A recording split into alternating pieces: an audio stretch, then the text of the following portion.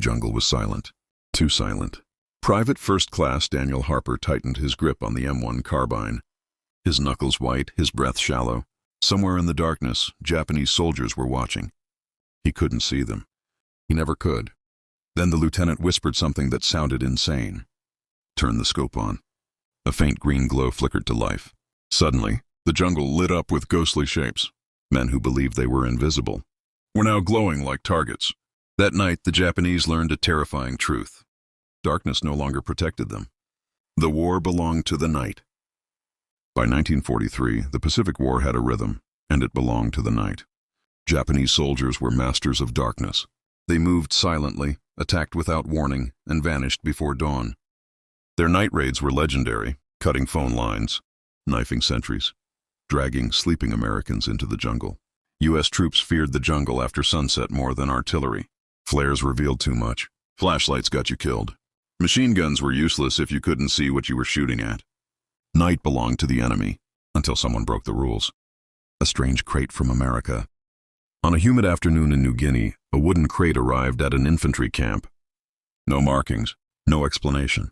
Inside were several M1 carbines, but these weren't normal rifles. Mounted on top was a bulky metal tube with wires and a battery pack. The men laughed. "What is that?" "A science project," one soldier joked. "Looks like Buck Rogers' ray gun." The official name was classified, but later history would call it the M1 Carbine with sniper scope. America's first practical night vision weapon. At the time, it looked like magic, the birth of night vision. The technology came from desperation. German scientists had already experimented with infrared detection in Europe. American engineers rushed to create their own system, something that could see without light. The result was crude, heavy, and fragile, but it worked. The scope projected infrared light, invisible to the naked eye, and the scope could see the reflection. To the enemy, it was pure darkness. To the man behind the scope, it was like seeing ghosts. Training the ray gun teams. Only a few soldiers were chosen. They were trained in secret, told never to explain what they were carrying. The scope weighed more than the rifle itself. The battery pack strapped to the back like a radio. One operator, one spotter, one mission, hunt at night. Daniel Harper was one of them. At first, the image made him sick. The green glow distorted shapes. Trees bent unnaturally. Faces looked unreal. But after a few nights, something changed. Fear turned into control.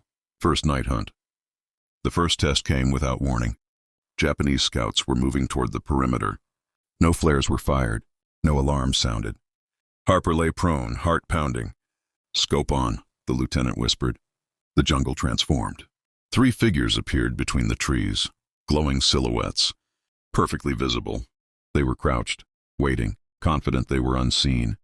Harper squeezed the trigger. The first man dropped instantly. The others froze, confused, terrified. Shots came from nowhere. Within seconds, the jungle was silent again. The Americans stared at Harper. He had just killed men who never knew they'd been seen. Rumors spread in the jungle. Japanese survivors told impossible stories. Americans who could see in total darkness. Rifles that found men hiding behind leaves. Invisible light that exposed everything. Some called it a death eye. Others whispered about a ghost weapon. Night attacks slowed. Then they stopped the psychological weapon. The sniper scope wasn't just a weapon, it was terror. Japanese soldiers trusted darkness like armor. Now it betrayed them. They covered their faces with mud. They hid under thick foliage. They stopped moving at night entirely. None of it helped. Infrared didn't care. American patrols began hunting instead of hiding. For the first time in the Pacific War, the night belonged to the U.S. Army. Close calls and dead batteries. The weapon wasn't perfect. Batteries died quickly. Rain damaged electronics. If the scope failed mid-mission, the operator became blind. Harper once watched his image fade to black while crawling through enemy territory. He held his breath for nearly a minute, waiting for a knife that never came. Technology was powerful but unforgiving.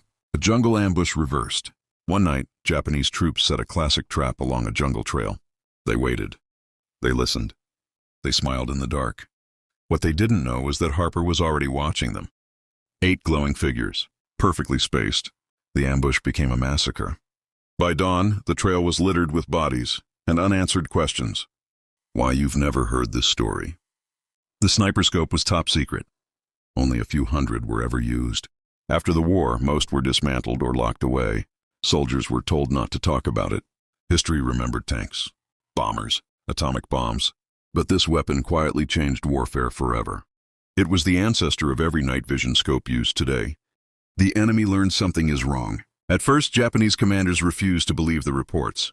Soldiers claimed Americans were shooting them without light. Patrols vanished in areas that were pitch black. Sentries were killed without hearing footsteps. Officers called it fear, weakness, excuses. But then entire units stopped returning from night patrols. Something had changed. And whatever it was, it hunted after sunset. The countermeasures begin. Japanese troops adapted quickly because survival demanded it. They stopped moving at night. They traveled only at dawn. They doubled sentries and tightened formations. Some soldiers fired randomly into the jungle, hoping noise would scare the Americans away. Others tied bells to branches to hear movement. None of it worked. The ray gun didn't need sound. It didn't need moonlight. It only needed a heartbeat. Harper's most dangerous mission. The order came just before dusk. A Japanese command post had been located deep in the jungle. Normal assault would mean heavy casualties. Instead, they sent one ray gun team. Harper, his spotter. No backup. They moved slowly, every step calculated. The battery hummed softly against Harper's back. He hated that sound, seeing what shouldn't be seen. When Harper switched the scope on, the jungle revealed secrets no human eye was meant to see. Animals glowing faintly, insects moving like sparks, breathing shapes hidden under leaves. Then men, dozens of them. Japanese soldiers sleeping in what they believed was perfect concealment. Harper swallowed hard. This wasn't combat. This was execution. The silent elimination. They worked methodically. One shot. Pause. Another. No screams. No warning. Men died without waking. The spotter whispered numbers. Harper squeezed the trigger. By the time the camp realized something was wrong, it was already over. When fear turns into panic, a surviving officer finally screamed the alarm. Chaos erupted. Japanese soldiers fired wildly into darkness they could no longer trust. But Harper could see everything. Men running, men hiding, men praying. None of it mattered. The night had betrayed them. The battery dies. Then disaster. The image flickered. The green glow dimmed. Battery low. Harper froze. Now he was just another man in the dark, surrounded by enemies. He pulled the switch off. Total blindness. Every second felt like an hour. Escape through the dead zone. They crawled. Slow. Silent. Japanese soldiers were too terrified to pursue. Many believed something supernatural was stalking them. No one chased the Americans into the trees. Fear did the work instead. Aftermath at dawn. At sunrise, U.S. troops entered the camp. They found weapons untouched. Food still warm. Bodies lying where darkness had failed them. Officers said nothing. They didn't need to. The weapon spoke for itself. A weapon the enemy couldn't copy. Japan tried to respond. They lacked the technology. They lacked the industry. They lacked time. The Americans had changed the rules too fast. Night vision wasn't just equipment anymore. It was dominance. The moral weight. Harper struggled afterward. Killing men who never saw you felt wrong. Unfair. But war didn't care about fairness. It only cared about who adapted first. The weapon that changed the future. The war in the Pacific was ending, but something new had already begun. American commanders realized they were holding more than a battlefield advantage. They were holding the future. Reports were sealed, photos classified. The word night vision was never written. What started as an experiment was now doctrine. Every future war would remember this lesson. Whoever owns the night owns the battlefield. From jungle to history, after the war, the ray gun scopes disappeared. Most soldiers returned home with stories they were told never to share. Daniel Harper went back to a normal life. No medals, no interviews, no recognition. Just memories of glowing figures in the dark. The technology lives on. The M1 sniper scope evolved. Korea, Vietnam, desert wars. Each generation lighter, clearer, deadlier. What once required a battery pack and cables now fits on a helmet, and it all began in a jungle where darkness failed. The enemy never forgot. Decades later, Japanese war diaries surfaced. They spoke of American ghosts, of soldiers who could see souls in the dark, of night that betrayed its own children. Fear leaves fingerprints, even in history. The final night. Harper's last mission came quietly. No shots fired, no glowing silhouettes, just silence. The jungle had learned, and so had the enemy. The human cost.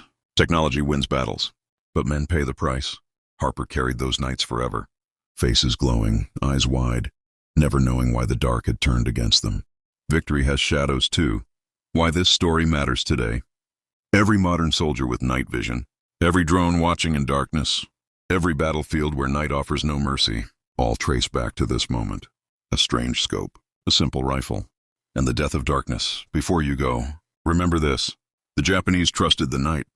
They trained for it. They lived in it. But one strange American weapon turned darkness into a death sentence. No warning, no escape, no hiding. And from that moment on, the night was never safe again. But if you want more untold world, war stories that history buried on purpose, subscribe now. Because the most terrifying weapons are the ones you never see coming.